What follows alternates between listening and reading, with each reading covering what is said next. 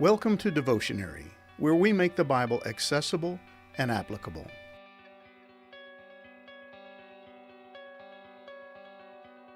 David has showed up at the front lines of battle, where the army of Israel is facing the Philistines and their larger-than-life champion, Goliath.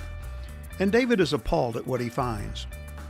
Not a single man is willing to stand up to the taunts of the Philistine warrior and take his challenge to hand-to-hand combat. Everyone is in fear and afraid to risk a confrontation with what appears to be an unbeatable foe. But in 1 Samuel chapter 17, verses 19 through 30, David will express his dismay at the lack of action on the part of Saul and his troops, including his older brother Eliab. He will accuse David of showing up unannounced and without the permission of their father. In essence, he accuses David of shirking his shepherding duties at home. But in reality, David had been sent by his father, and as the rest of the story unfolds, it will be seen that he was on a mission for God. This young, seemingly insignificant shepherd was going to do what no one else was willing to do: stand up to the enemies of God in the power of God. And he would do so not for the promise of reward, but to protect the name of his God. For 40 days, the Israelite and Philistine armies had been in a standoff, as each day the Philistine champion Goliath made his way to the front lines and taunted the Israelites to send out their challenger. He continued to propose a simple solution to their conflict: a man-to-man fight between the greatest Israelite warrior and himself. The only problem was that the Israelites, should they agree to his conditions and their champion lose, would become the slaves of the Philistines. Oh, and then there was the other problem that Goliath just happened to be huge. Based on the numbers in the text, he would have been over 9 feet tall. Samuel, the author of the book, spends a great deal of time providing details regarding Goliath's vitals. He was over 9 feet tall. He wore a bronze helmet, and his bronze coat of mail weighed 125 pounds. He also wore bronze leg armor, and he carried a bronze javelin on his shoulder. The shaft of his spear was as heavy and thick as a weaver's beam, tipped with an iron spearhead that weighed 15 pounds. His armor-bearer walked ahead of him carrying a shield. 1 Samuel 17, verses 4 through 7. While there is debate over the validity of the numbers involved in Samuel's description, and doubt among some theologians as to the exact height of Goliath, it's safe to say that he was most likely a very large individual and a formidable foe. Every time he stood before the Israelites and issued his challenge, they reacted in the same way. All the men of Israel, when they saw the man, fled from him and were much afraid. 1 Samuel 17, verse 24. David arrived on the scene just in time to witness this daily event, and he was shocked. When he asked those around him what was going on, he was informed that there had been a reward issued by King Saul for the man who would dare stand against Goliath and defeat him. The king has offered a huge reward to anyone who kills him. He will give that man one of his daughters for a wife, and the man's entire family will be exempted from paying taxes. 1 Samuel 17, verse 25. Talk about incentive. But no one was taking Saul up on his offer. While the reward was great, it had proved insufficient incentive to entice anyone to risk life and limb against Goliath.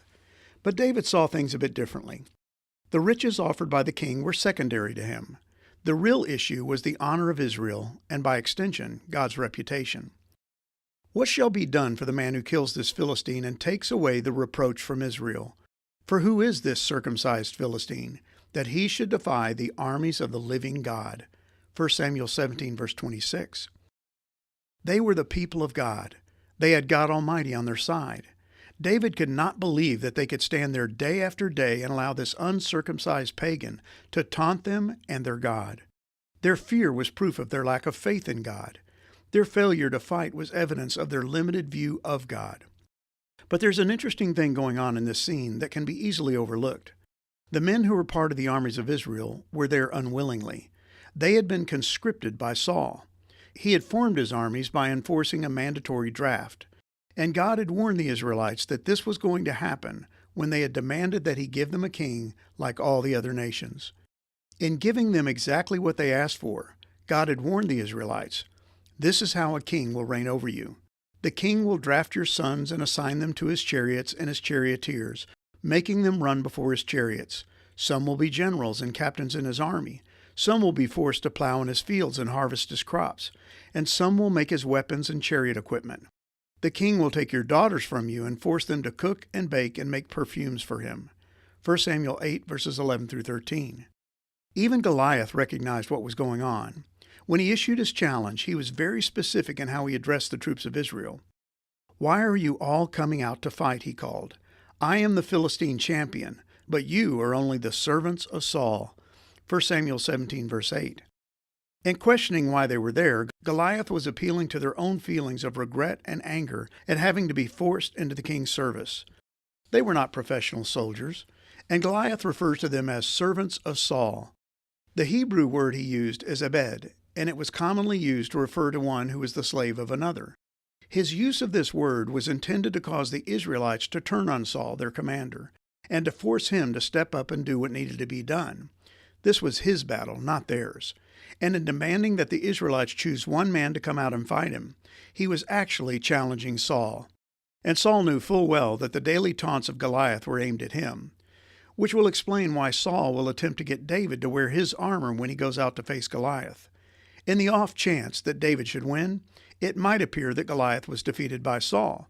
And if David should lose, it left Saul without his armor and free to blend into the troops when the Philistines came to find him. But even Saul could find no incentive to face the giant Goliath. His own personal reputation was not enough to make him risk life and limb by standing up to the Philistine champion. Even Eliab, David's oldest brother, was angered to see David there. He jumped all over him, accusing him of neglecting the flocks and his duties just so he could witness the battle. But Eliab's emotional outburst was most likely driven by the embarrassment he felt at his own fear and failure to face the champion. His youngest brother was witnessing his own spinelessness firsthand. But even this was not enough to make Eliab step forward and face Goliath. From the king down to the cooks, no one was willing to fight Goliath. No one could find the motivation to do what appeared to be the impossible. But David would. And his motivation would not be the reward offered by Saul, but the reproach issued by this uncircumcised Philistine, this enemy of the armies of the living God. David's view of God as alive and active would become a recurring theme in his Psalms. His God was not distant and disconnected from everyday life, but actively involved. "The Lord lives, and blessed be my rock, and exalted be the God of my salvation." Psalm 18, verse 46. "My soul thirsts for God, for the living God." Psalm 42, verse 2. David's God was living, not dead. His God was active, not absent. His God's power was greater than that of the Philistines or even that of their champion.